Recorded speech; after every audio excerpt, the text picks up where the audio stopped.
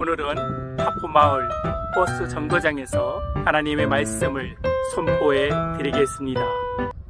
오늘 말씀은 사무엘하 4장 8절 말씀입니다. 헤브론에 이르러 다윗 왕에게 이스보셋의 머리를 들으며 아뢰되 왕의 생명을 해하려 하던 원수 사울의 아들 이스보셋의 머리가 여기 있나이다. 여호와께서 오늘 우리 주 대신 왕의 원수를 사울과 그의 자손에게 갚으셨나이다 하니 아멘. 결과는 하나님의 것입니다. 나의 것이 아닙니다. 결과를 내가 만들려고 고집하니까 하나님보다 결과에만 집착하고 집중하는 것입니다. 내가 원하는 결과를 만들고 싶어 하는 욕심이 결국 이스마엘을 낳게 합니다. 하나님이 주시는 결과를 기다려야 합니다. 하나님이 주시는 이삭을 기다려야 합니다. 이스라엘은 지금 내전 중에 있습니다.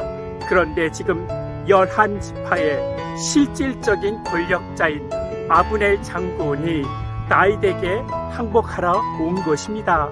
평화롭게 내전을 종식시킬 수 있었는데 요압 장군이 자기 동생의 복수를 하겠다고 아브넬을 죽인 것입니다.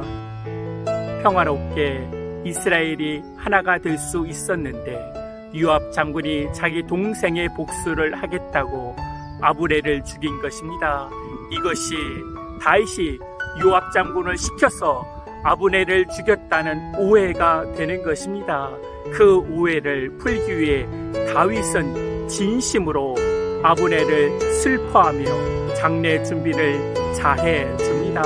그리고 백성들의 오해를 풀고 다윗이 기뻐합니다. 아브넬이 죽었다는 소식에 사울의 왕의 아들 이스보셋이 놀랍고 힘이 빠집니다. 지금까지 아브넬을 의지하여 왕 노릇했는데 그가 살해당했다는 소식에 얼마나 놀라고 맥이 빠지겠습니까?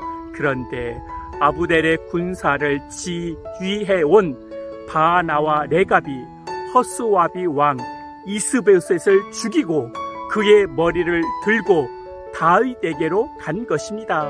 내가 원하는 결과와 큰 상을 바라고 다윗에게로 간 것입니다. 바나와 레갑이 다윗에게 달려가서 이런 말을 합니다. 8절에 이스보셋의 머리가 여기 있나이다. 여호와께서 오늘 우리 주 대신 왕의 원수를 사울과 그의 자손에게 갚으셨나이다 하니 자신들은 하나님의 뜻을 위해 이스보셋을 죽였다는 것입니다.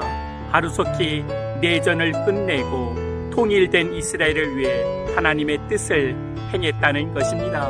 무서운 것은 하나님의 뜻을 외치면서 편법과 불법으로 행한다는 것입니다. 기업을 하면서 직장생활 하면서 교회를 다니면서 더 성장하고 더 승진하고 더 성공하고 더 부흥하기 위해 하나님의 뜻이라고 사칭하며 편법과 불법으로 행하는 바나와 레갑의 길을 걷는다는 것입니다. 내가 이기려는 욕망으로 하나님을 사칭해선 안 됩니다. 결국 바나와 레갑은 다윗에 의하여 죽임을 당하게 됩니다. 그리고 이스보셋은 헤브론에 잘 매장해 줍니다.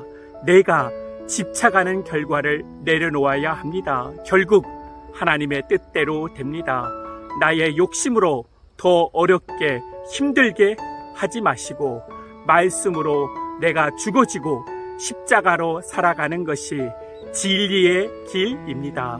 믿으십니까? 아멘. 결과는 주님의 것이라는 것을 고백합니다.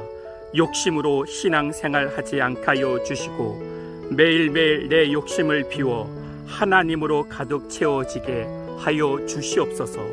말씀으로 가득 채워 그 말씀으로 멈추고 기다리게 하여 주시옵소서. 내가 나를 위해 움직이는 것이 아니라 말씀을 위해 하나님의 영광을 위해 오늘도 움직이며 살아가게 하여 주시옵소서. 주 예수 그리스도의 이름으로 기도하옵나이다. 아멘.